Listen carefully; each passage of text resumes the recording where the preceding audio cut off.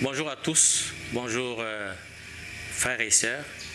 Et j'aimerais dire un bonjour particulier à Mbucho Raphaël au Canada, qui est actuellement hospitalisé parce qu'il a été opéré du genou droit le 21 juillet dernier.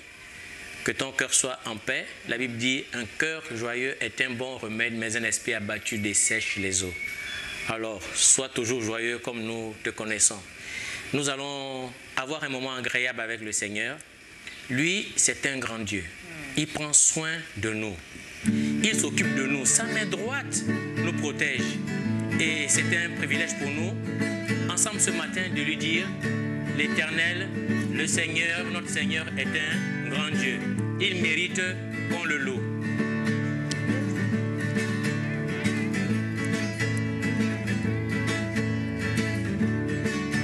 Le Seigneur est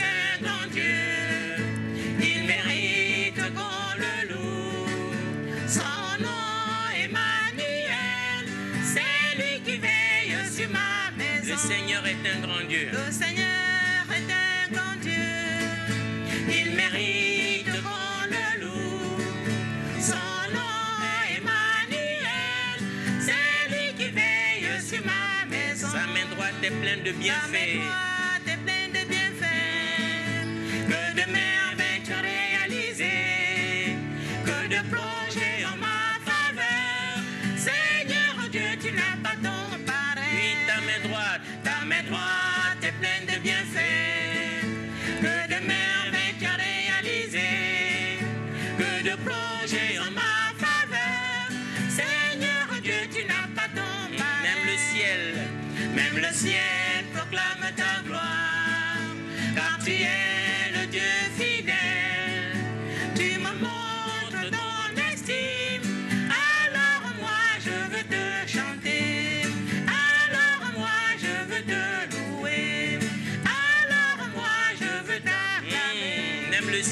Même le ciel proclame ta gloire, car tu es le Dieu fidèle. Tu me montres ton estime, alors moi je veux te chanter. Alors moi je veux te louer, alors moi je veux t'acclamer.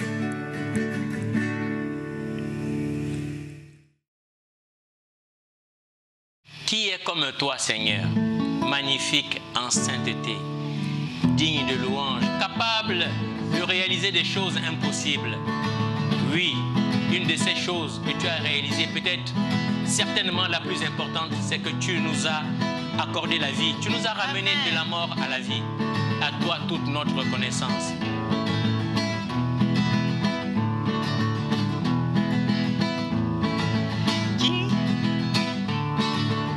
Qui est comme toi? Qui est comme toi, Seigneur, magnifique en sainteté, digne de louange, opérant des prodiges. Qui est comme toi? Qui est comme toi, Seigneur, magnifique en sainteté, digne de louange, opérant des prodiges. Tu es El Shaddai, Dieu tout-puissant. El Elyon, Dieu le plus élevé.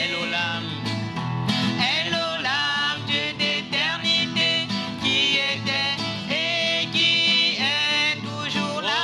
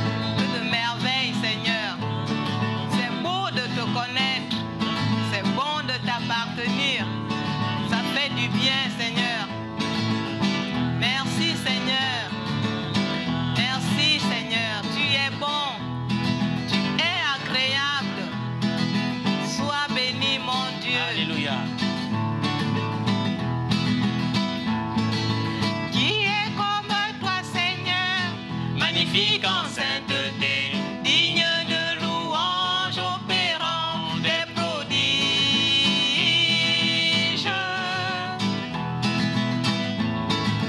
Qui est comme toi, Seigneur, magnifique en sainteté, digne de louange, opérant des prodiges.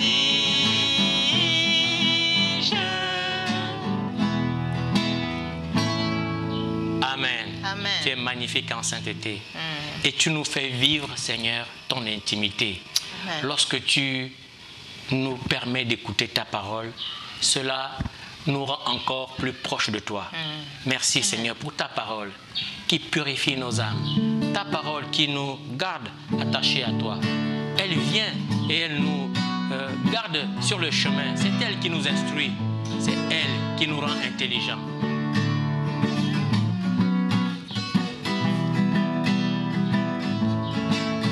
Nous connaissons ta parole, Seigneur. Elle est lumière. Nous connaissons ta parole, Seigneur. Elle nous fortifie. À l'écoute. À l'écoute de ta parole, Seigneur. Nous sommes contents, contents de la vivre, Seigneur. Aussi triomphant. Oui. Oui, ta parole, Seigneur, résonne dans nos vies. C'est vrai, ta parole, Seigneur, console et nous réjouit. Nous connaissons ta parole, Seigneur. Elle est lumière. Nous connaissons ta parole, Seigneur.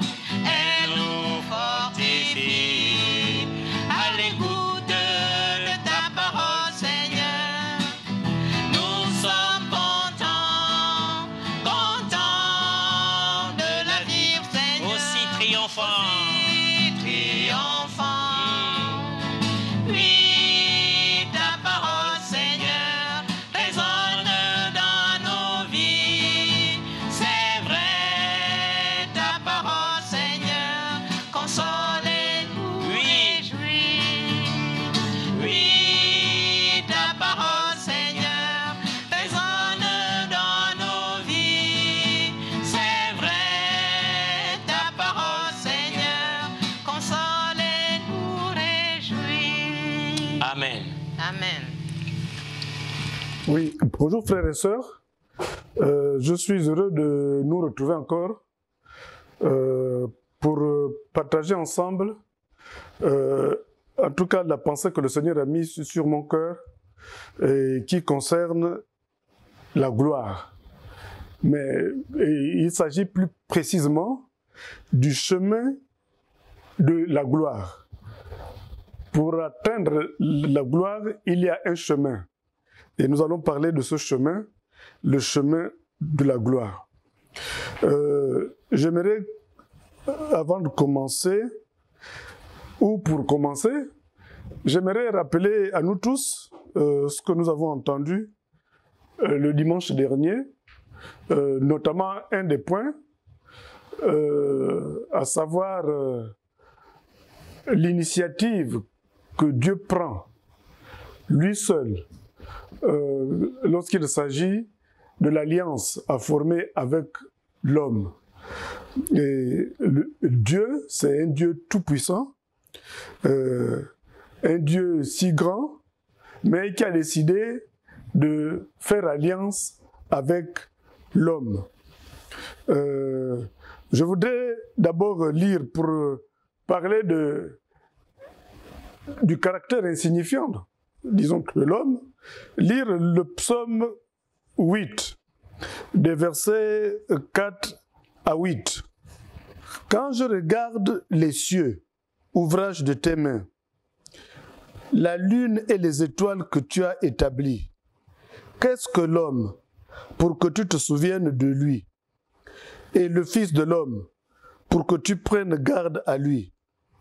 Tu l'as fait de peu inférieur à Dieu, tu l'as couronné de gloire et de splendeur. Tu lui as donné la domination sur les œuvres de tes mains. Tu as tout mis sous ses pieds. Alors, le Dieu puissant, le Dieu créateur, qui est à l'origine de tout, a établi l'homme qui est caractérisé par la fragilité, et au point que David, ici, s'étonne de la sollicitude que Dieu a envers l'homme. Alors, c'est cette même sollicitude,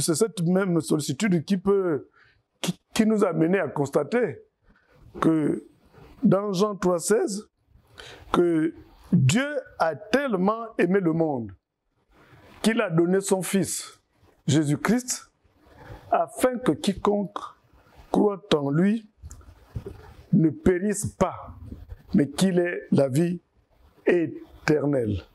C'est ce que nous savons, mais nous avons encore beaucoup de choses. Il ne s'agit pas tout simplement de le réciter, nous avons encore des choses à saisir de cette considération que Dieu a envers l'homme. Donc, on pourrait encore voir les raisons de cet intérêt de Dieu vis-à-vis de l'homme.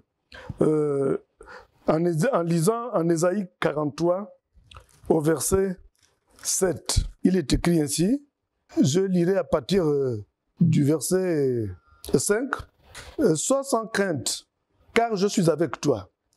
Je ramènerai de l'Orient ta descendance. Je te rassemblerai de l'Occident. Je dirai au nord, donne, et au sud, ne retiens pas. Fais venir mes fils de loin et mes filles de l'extrémité de la terre. Quiconque s'appelle de mon nom et que pour ma gloire j'ai créé, formé et fait. » Voyez, l'homme porte un nom. Et Dieu dit, il dit que l'homme s'appelle de son nom. Et Dieu, c'est lui qui connaît la valeur. Nous contentons de voir la fragilité. Mais Dieu sait que derrière cette fragilité, lui, il a établi l'éternité. Et c'est de cela que nous allons parler. En dehors de ce passage, il y a un autre qui confirme toujours la sollicitude de Dieu, toujours l'intérêt que Dieu porte à l'homme. On va voir ça en Ésaïe 57, les versets 15 et 16. « Car ainsi parle le Très-Haut, dont la demeure est éternelle, et dont le nom est saint. Je demeure dans les lieux élevés et dans la sainteté, mais aussi avec l'opprimé et celui qui est humilié dans son esprit, afin de ranimer les esprits humiliés, afin de ranimer les cœurs opprimés. Je ne veux pas contester toujours, ni garder une éternelle indignation, quand devant moi tombent en défaillance les êtres que j'ai faits. » Voyez, Dieu avait pourtant des raisons de s'indigner de l'homme qu'il a créé et qu'il a mis dans un environnement sain pour qu'il puisse cultiver la terre et garder ce que Dieu avait mis à sa disposition. Lorsque l'homme a été dérouté, Dieu s'est indigné. Mais Dieu dit qu'il ne va pas garder cette indignation lorsqu'il constate que ceux qu'il a formés sont en train de tomber en défaillance. Et comme il tombe en défaillance, il n'a pas de conseil à aller demander à quelqu'un d'autre. Il n'y a que lui-même pour trouver la solution. Il n'y a que son bras, comme c'est écrit en Ésaïe 53, le premier verset, qui dit qui a cru à ce qui nous était annoncé, à qui le bras de l'Éternel a été révélé. On va d'abord s'arrêter à cela. Le bras de l'Éternel s'est révélé. Lorsque Dieu a un problème, c'est lui-même qui trouve la solution. Il met en action son conseil. Et le bras de l'Éternel, c'est celui-là qui est venu justement pour trouver la solution. Nous allons lire en Hébreux 10, du verset, disons, 19 au verset 22. Ainsi donc, frères, nous avons l'assurance d'un libre accès au sanctuaire par le sang de Jésus. Accès que Jésus a inauguré pour nous comme un chemin nouveau et vivant au travers du voile, c'est-à-dire de sa chair. Et nous avons un souverain sacrificateur établi sur la maison de Dieu. Approchons-nous donc d'un cœur sincère, avec une foi pleine et entière, le cœur purifié d'une mauvaise conscience et le corps lavé d'une eau pure. Voilà ce qui est dit ici. Le bras de l'Éternel qui est venu, c'est le Fils de Dieu, Jésus-Christ, l'a envoyé pour, en quelque sorte, récupérer l'homme qui était, disons, déchu. Mais il s'est passé des choses. On va lire dans le chapitre 2,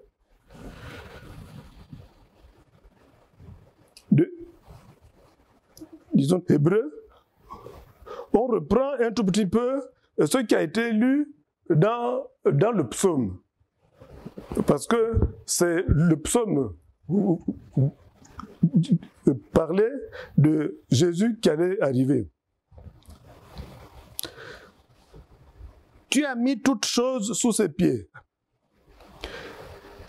en lui soumettant ainsi toutes choses, Dieu n'a rien laissé qui reste insoumis.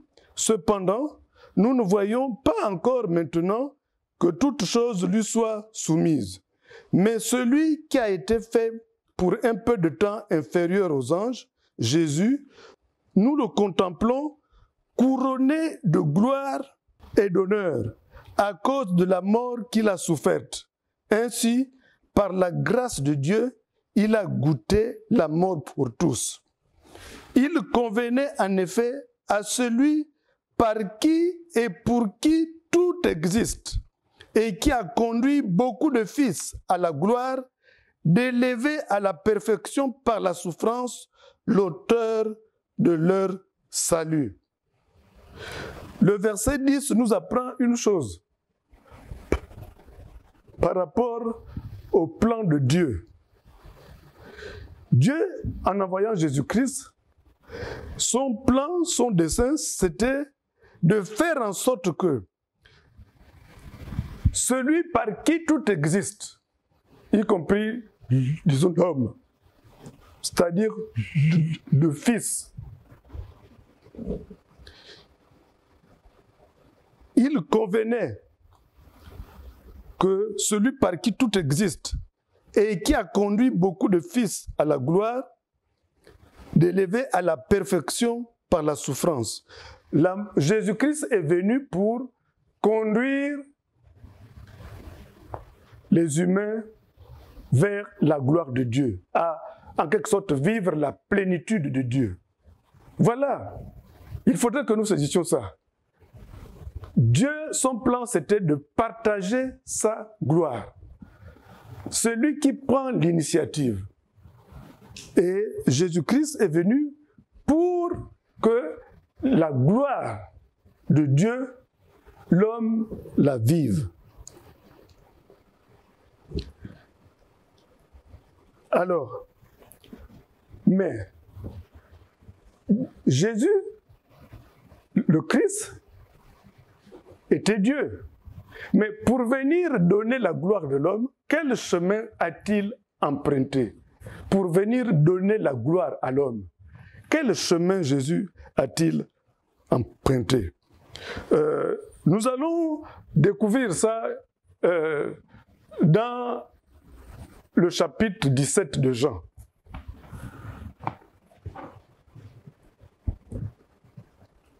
Jean 17.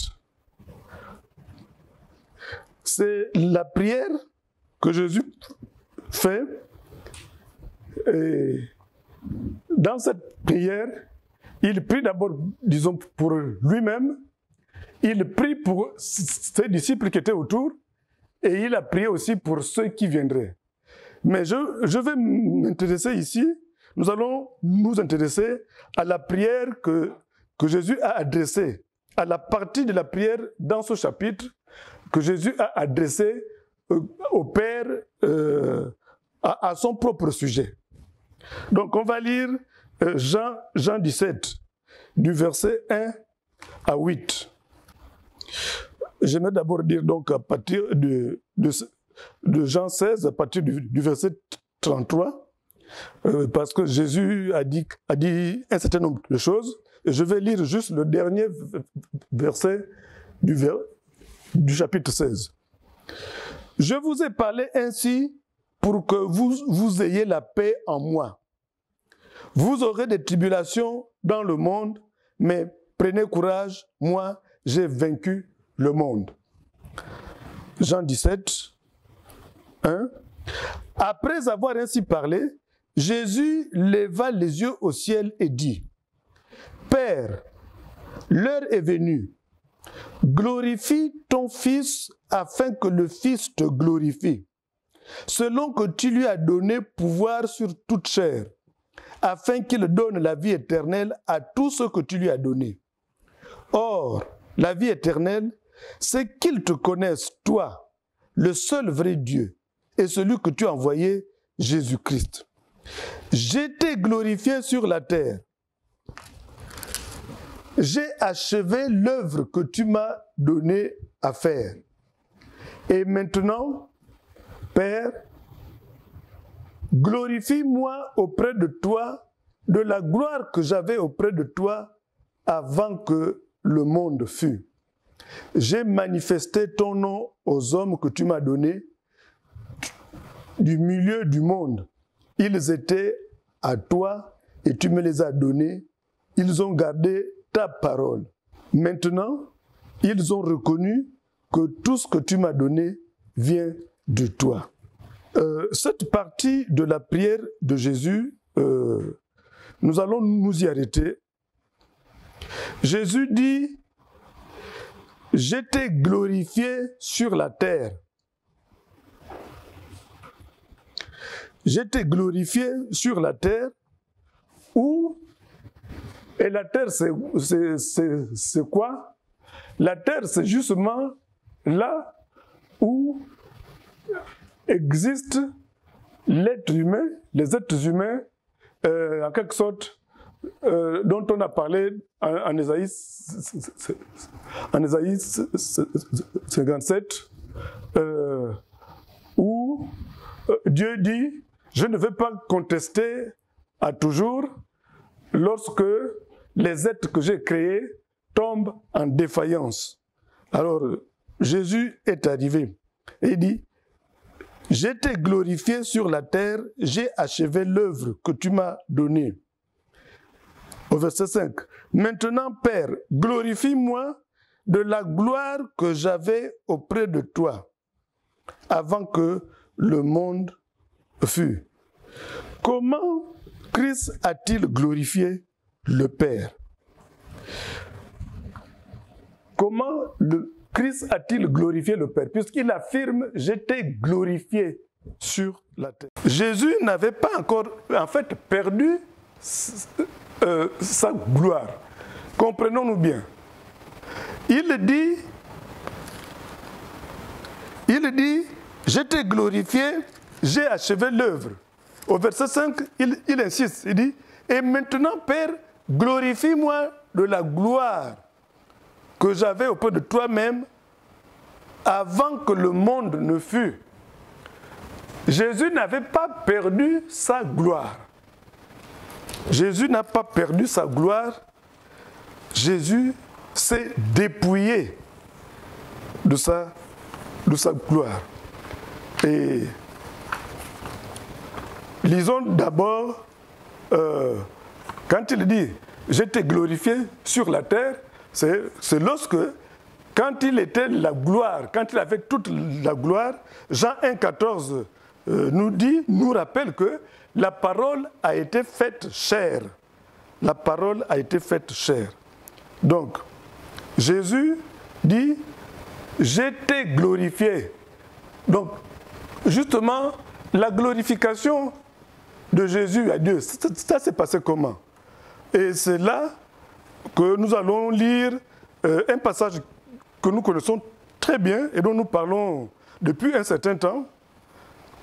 C'est Philippiens 2, de 4 à 11.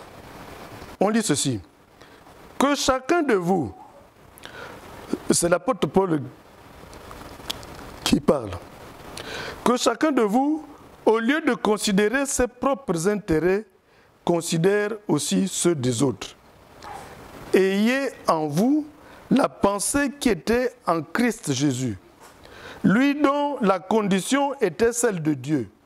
Il n'a pas estimé comme une proie à arracher d'être égal avec Dieu, mais il s'est dépouillé lui-même en prenant la condition d'esclave, en devenant semblable aux hommes. Après s'être trouvé dans la situation d'un homme, il s'est humilié lui-même en devenant obéissant jusqu'à la mort sur la croix. C'est pourquoi aussi Dieu l'a souverainement élevé et lui a donné le nom qui est au-dessus de tout nom, afin qu'au nom de Jésus, tout genou fléchisse dans les cieux et sur la terre et sous la terre, et que toute langue confesse que Jésus-Christ est Seigneur, à la gloire de Dieu le Père. Je vais revenir sur ce que Jésus a déclaré dans sa prière. Il dit au Père, glorifie-moi de la gloire que j'avais, parce que moi, j'étais glorifié sur la terre. Alors, comment est-ce que Jésus s'est-il glorifié? Dans ce passage, on trouve comment Jésus a glorifié Dieu le Père. Pas qu'il s'est glorifié lui. Comment est-ce qu'il a glorifié Dieu le Père? Il a accepté de se dépouiller de sa divinité. Il a accepté de devenir homme, mais pas simplement un homme. Nous, sur la terre, nous savons qu'il y a une hiérarchisation qui est faite parmi les humains. Et il y a une certaine élite. Et il y a les gens de la basse, disons, classe. C'est ça, c'est le monde qui dit ça. Donc, le fait que Jésus soit devenu homme, en fait, il aurait pu, disons, devenir homme et être au sommet, disons, de l'élite des humains. Mais non seulement il est devenu homme, mais il est allé plus bas que la classe la plus basse. Il s'est dépouillé. Et en se dépouillant, nous avons lu qu'il a été obéissant, il s'est humilié jusqu'à devenir obéissant pour aller mourir sur une croix. Est-ce que nous pouvons considérer cette trajectoire? Nous sommes en train de parler du chemin de la gloire, ou si vous préférez, le chemin qui mène à la gloire. Jésus, dans sa prière, dit au Père, « Père, restitue-moi la gloire que j'avais auprès de toi, parce que moi, j'étais glorifié sur la terre. J'ai accepté de me dépouiller de ce que j'étais. Je suis devenu un être méprisable. Et maintenant, glorifie-moi. » Vous voyez, dans cette disposition, dans ce que Jésus dit là, nous parlons de la gloire, plutôt du chemin qui mène à la gloire.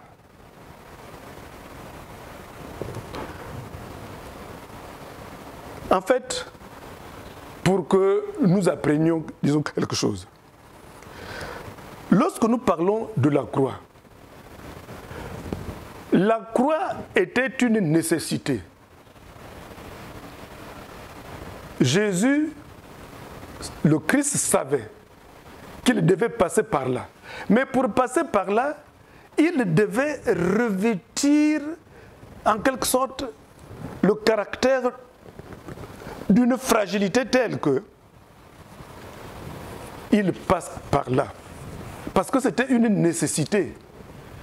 Ce n'était que par la croix, la mort à la croix, que le problème de Dieu allait être réglé. Des personnes, comme nous avons lu en Ésaïe 57, que Dieu a créé, des humains, qui tombent en défaillance. Et Jésus-Christ est venu, il fallait qu'il passe par là. Mais tout ne s'arrêtait pas là. Parce que dans le passage que nous avons lu, disons de Philippiens, on dit que finalement Jésus a été souverainement élevé. Et donc, même si la mort était douloureuse, même si les conditions d'accès pour accéder, pour aller en tout cas jusque-là, étaient des conditions avilissantes, Jésus n'avait pas un autre choix. Il ne pouvait pas s'esquiver. Et en fait, Christ a décidé, en tant qu'humain, de devenir disciple de son Père. J'ai bien dit disciple de son Père. Lisons Ésaïe 50. Les versets 4 à 9. Le Seigneur, l'Éternel, m'a donné le langage des disciples, pour que je sache soutenir par la parole celui qui est fatigué. Il éveille chaque matin, il éveille mon oreille, pour que j'écoute à la manière des disciples. Le Seigneur, l'Éternel, m'a ouvert l'oreille, et moi, je ne me suis pas rebellé.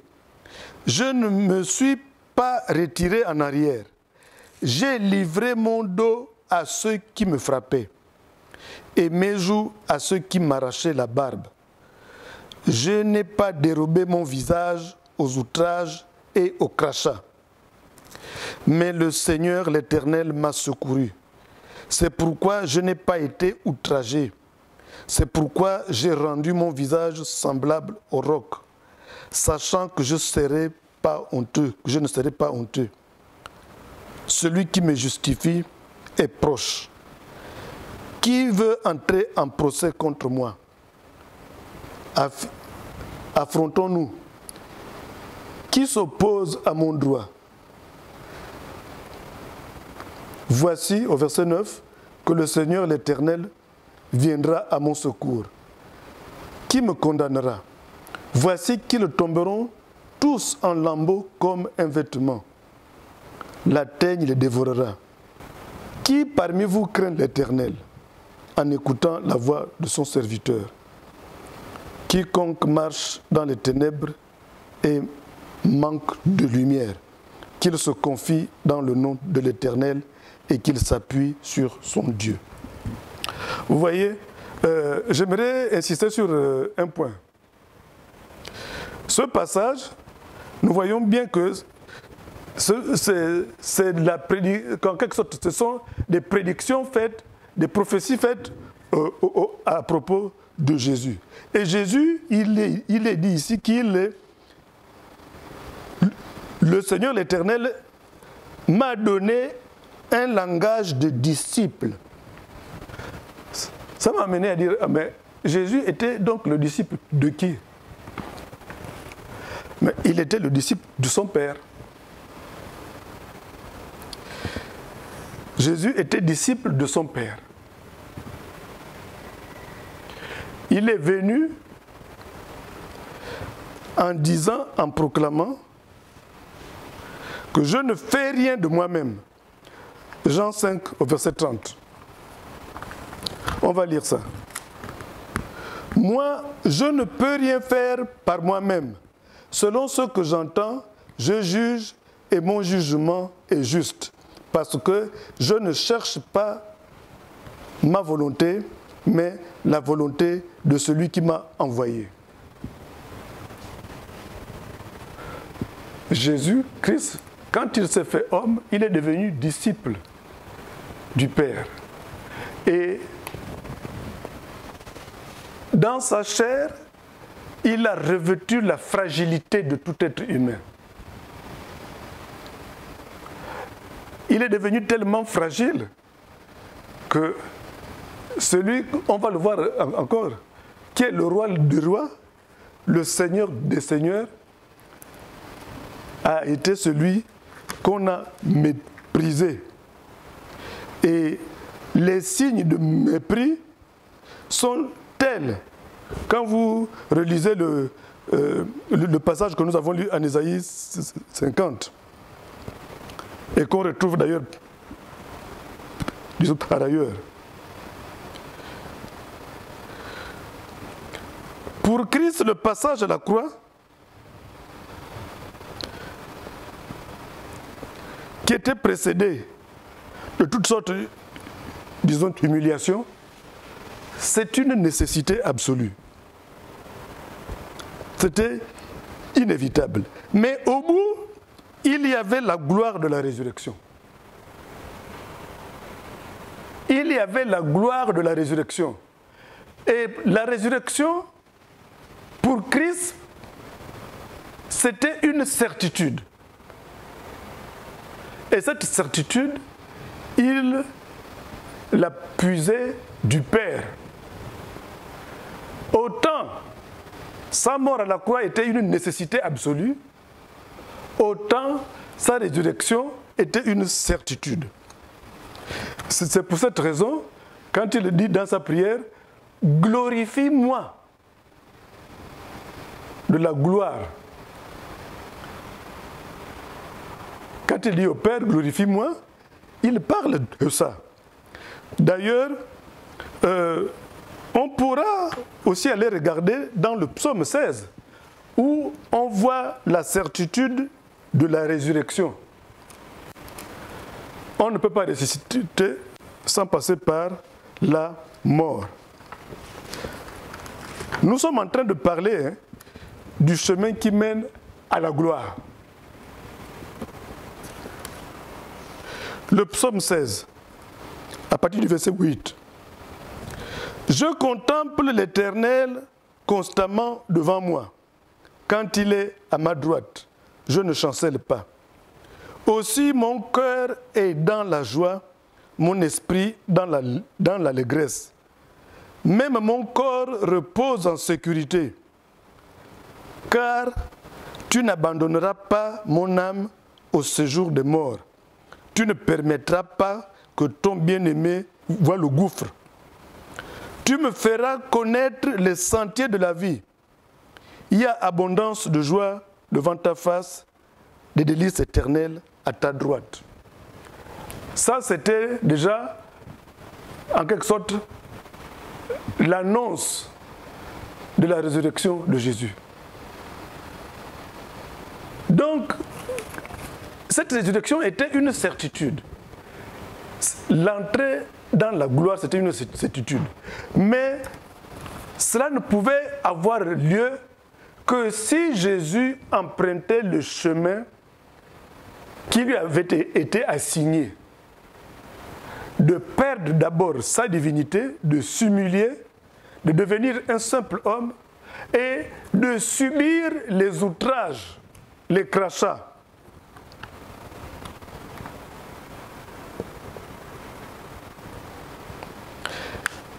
En fait, si vous pouvez, disons, comprendre,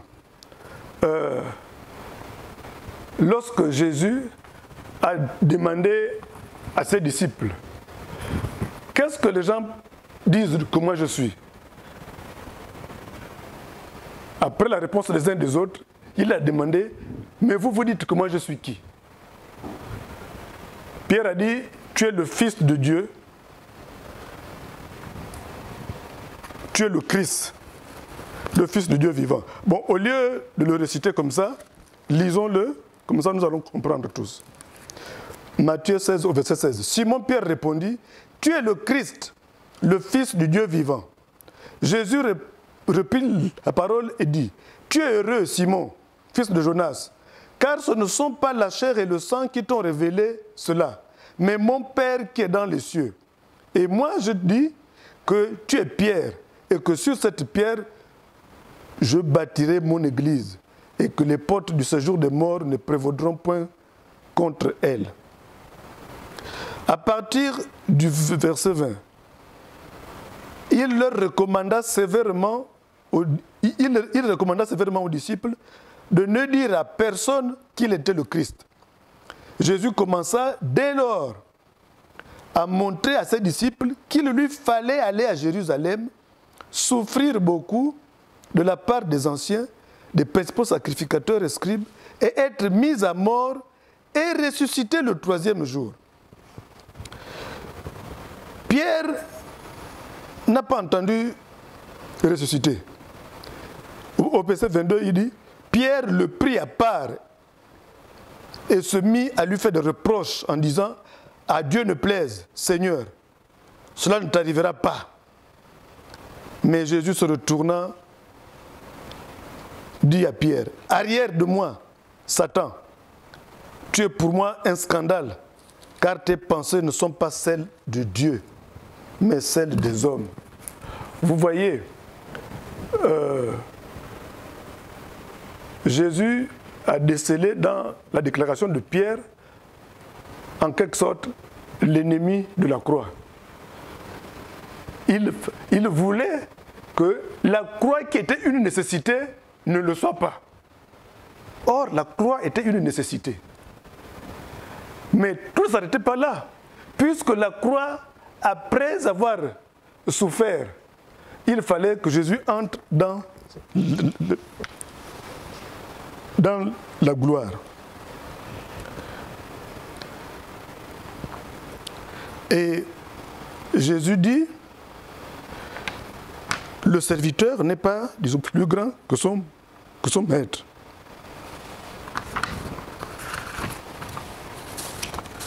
Le serviteur n'est pas plus grand que son maître. L'humilité précède la gloire. Avant d'atteindre le sommet, il faut d'abord se soumettre. C'est l'orgueil qui précède la chute, la ruine et le chaos.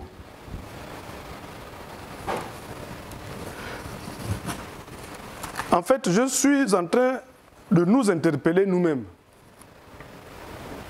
Pour dire que si nous esquivons le chemin que Jésus a emprunté, nous ne parviendrons pas à la gloire. Parce qu'il n'y a pas d'autre choix. C'est pour ça que lorsqu'on parle de la repentance, c'est un acte d'humilité. Parfois, même quand on est responsable, même quand on n'est pas responsable, enfin, il y a un titre. On oublie qu'on est disciple. Et le disciple doit écouter le maître. Parfois, on peut se dire, ah, si je me répands là, on va dire, oh, même lui aussi donc. Tu vas perdre la face. Mais si tu ne veux pas perdre la face maintenant, donc tu as déjà gagné ta récompense. Et quelle est-elle? C'est du néant. L'orgueil précède la chute.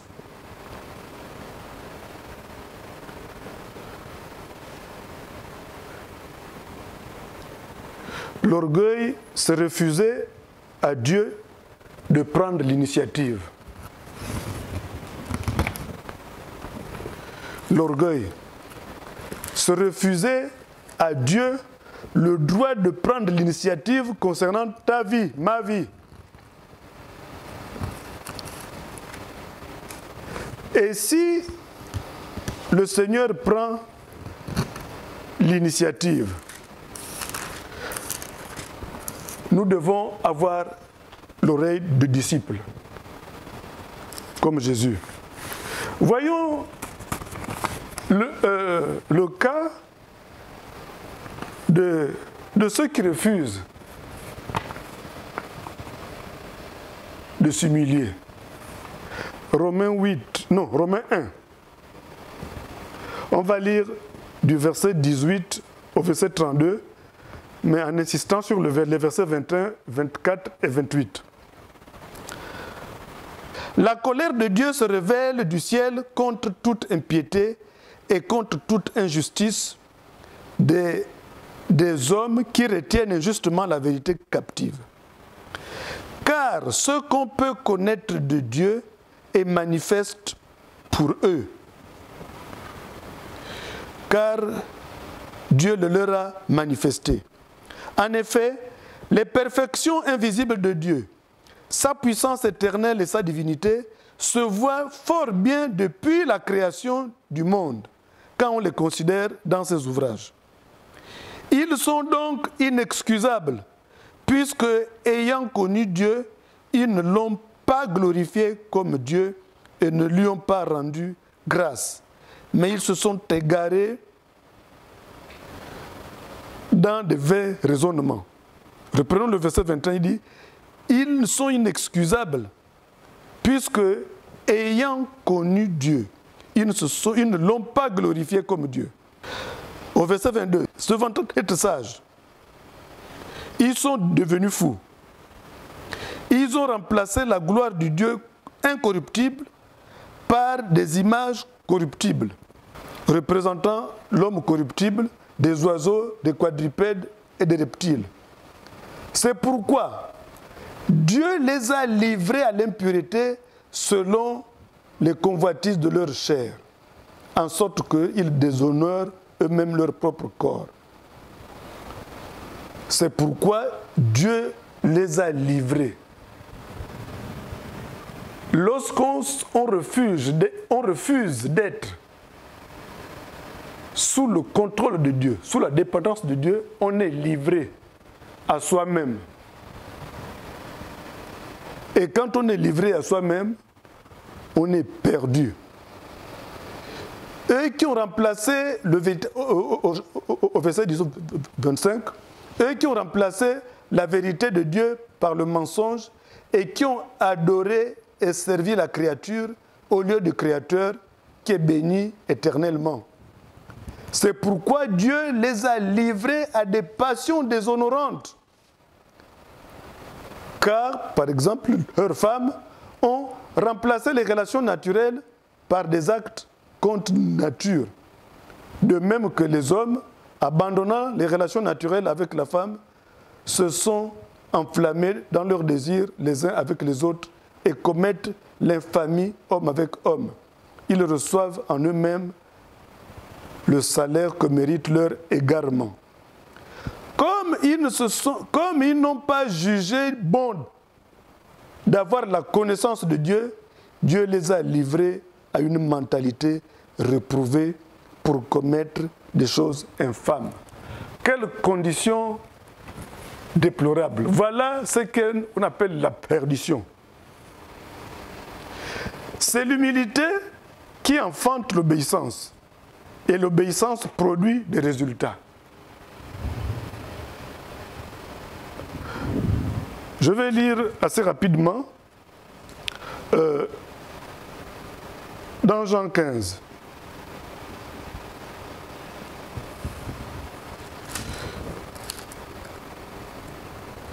Jean 15.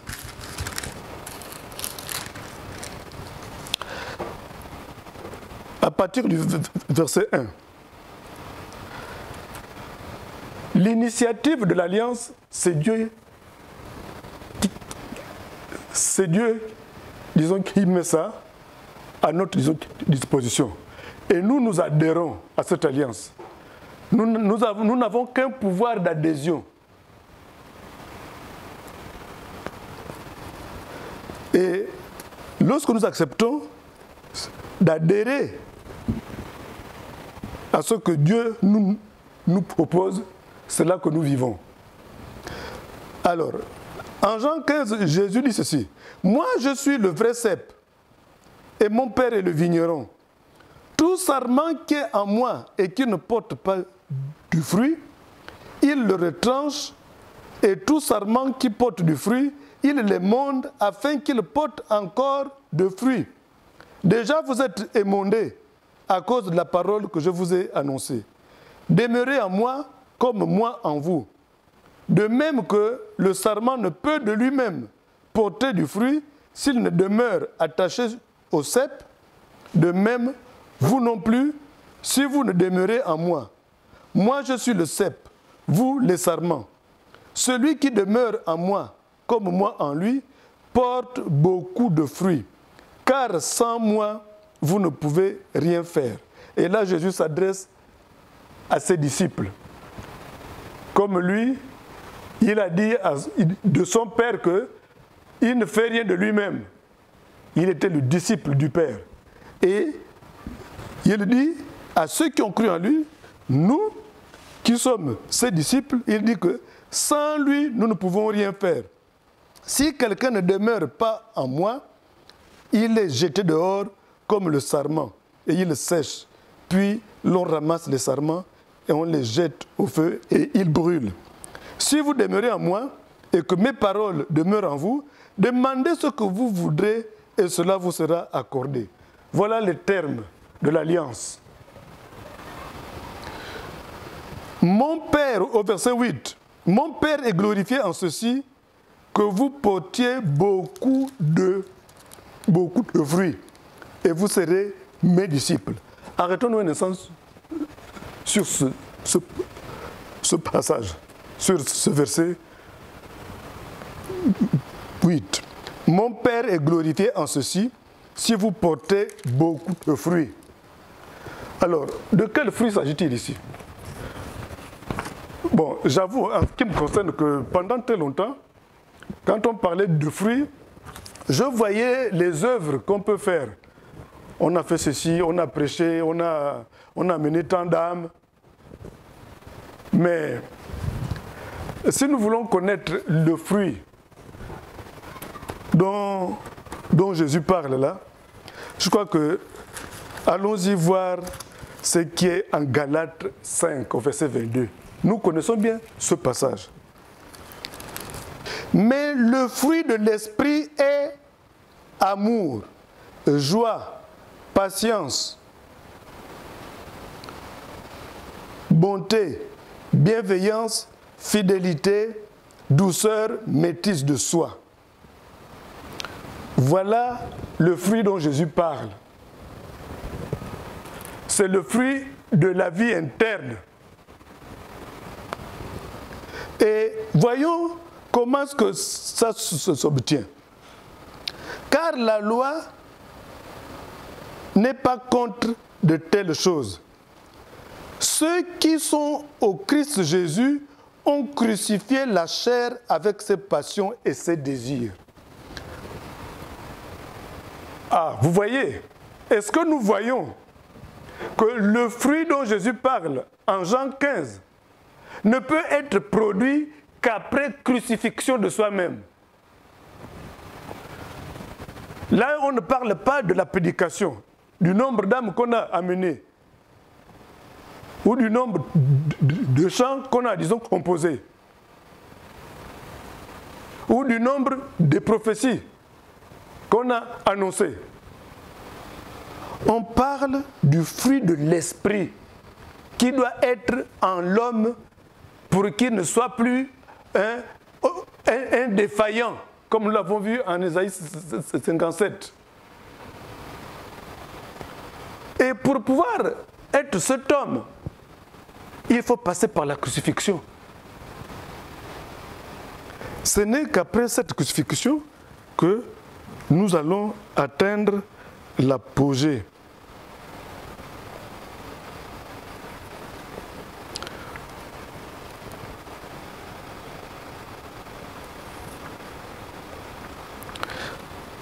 Vous connaissez tous le passage d'Ésaïe 53. Mais à la fin de ce passage, Ésaïe 53, lorsque Jésus-Christ, quand le Messie a subi toutes les humiliations possibles, allez-y relire, puisque c'est un chapitre qu'on lit assez régulièrement, mais j'aimerais que vous regardiez simplement la partie qui suit tous ces outrages.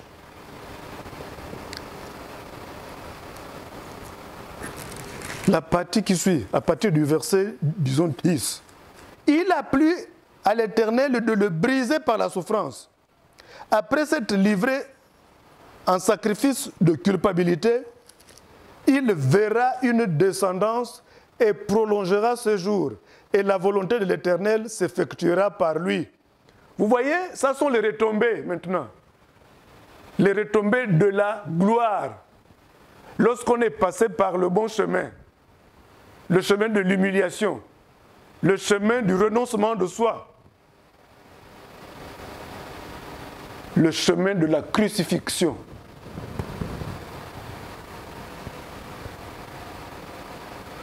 Et Jésus est passé par là. C'est pour cette raison, après les tourments de son âme au verset 11, il rassasiera ses regards par la connaissance qu'il aura de lui. Il va rassasier le regard de qui? Mais de Dieu le Père. Il sera encore plus comblé, Dieu le Père, en voyant son Fils bien-aimé. Parce qu'il est passé par le chemin. Parce qu'il a été obéissant. Parce qu'il n'a pas cherché à être l'égal de Dieu. Et nous, qui sommes disciples de Jésus, soyons-le. Vraiment, parce qu'il y a un passage vraiment dans la Bible qui me fait toujours peur, c'est quand Jésus dit aux gens qui lui disaient que nous avons chassé les démons, nous avons ressuscité les morts, nous avons guéri les lépreux et les boiteux, on les a relevés. Et puis Jésus dit, je ne vous ai jamais connus.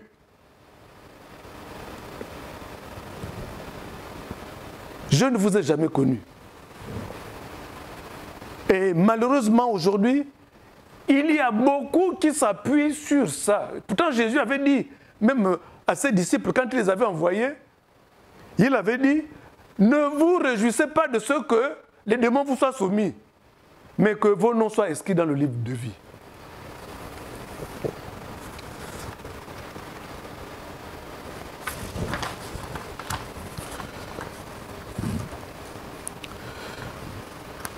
Nous allons terminer avec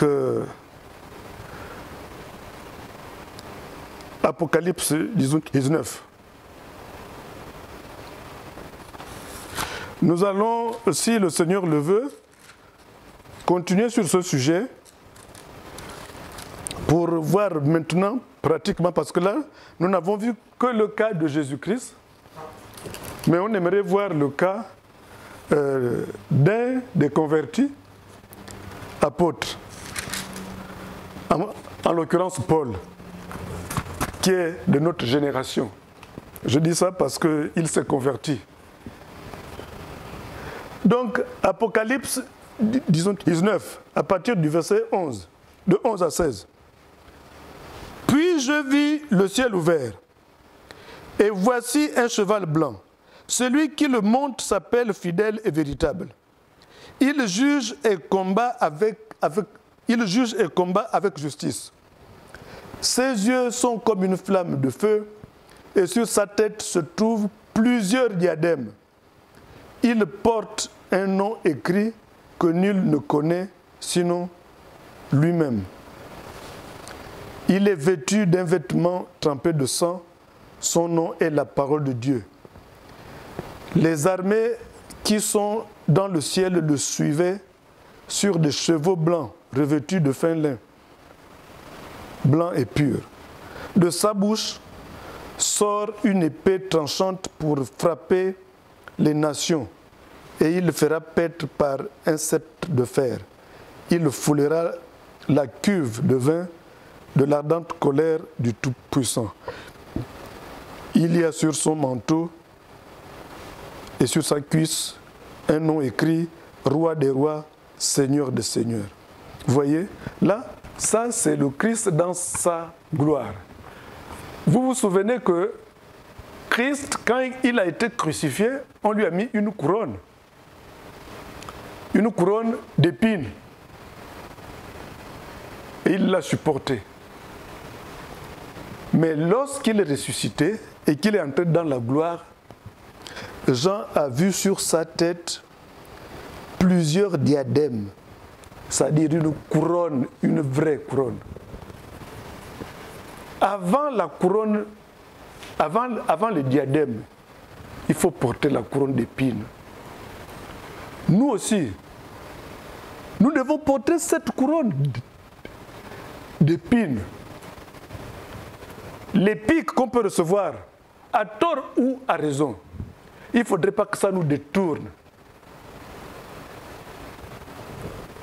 Apocalypse 3, on va lire à partir du verset, du verset 19. Moi, je reprends et je corrige tout ce que j'aime. Aie donc du zèle et répands-toi. Voici, je me tiens à la porte et je frappe. Si quelqu'un entend ma voix et ouvre la porte, j'entrerai chez lui, je souperai avec lui et lui avec moi. Le vainqueur, je le ferai asseoir avec moi sur mon trône, comme moi j'ai vaincu et que je me suis assis avec mon Père sur son trône. Jésus-Christ est notre chemin. Tel qu'il est dit qu'il est le chemin, qu'il est la vérité, et qu'il est la vie. Et c'est lui le témoin fidèle. Et si l'entrée dans la gloire, son entrée dans la gloire a été précédée par l'humilité et l'humiliation, l'obéissance au Père et la crucifixion, nous qui sommes ses disciples, nous empruntons le même chemin. Nous accéderons à la gloire à condition de suivre Jésus comme des disciples en passant par ces étapes, si on peut considérer ça ainsi. Le chemin qui mène à la gloire de Dieu est parsemé de l'humilité, de l'obéissance à Dieu, qui nous fait porter le fruit de l'Esprit et par la crucifixion de notre chair en Jésus-Christ. Que le nom du Seigneur soit béni. Si le Seigneur le veut, la semaine prochaine, on verra aussi des cas pratiques de ce cheminement qui mène à la gloire. Soyez bénis au nom de Jésus-Christ. Amen.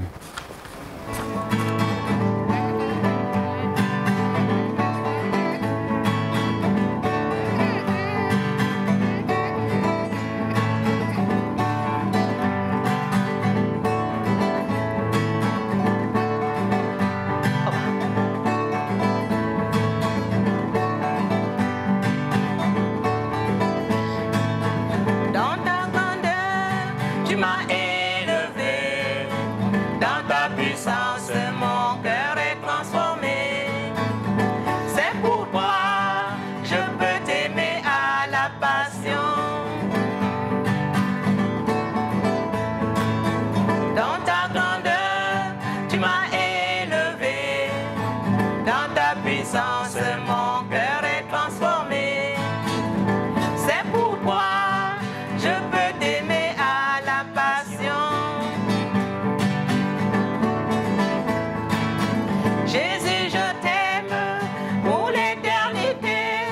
Tu as façonné mon cœur, rien que pour t'aimer. Jésus, je t'aime, Seigneur, pour l'éternité. Oh oui, mon cœur est façonné, rien que pour t'aimer. Jésus, je t'aime. Jésus, je t'aime. Jésus, je t'aime. Jésus,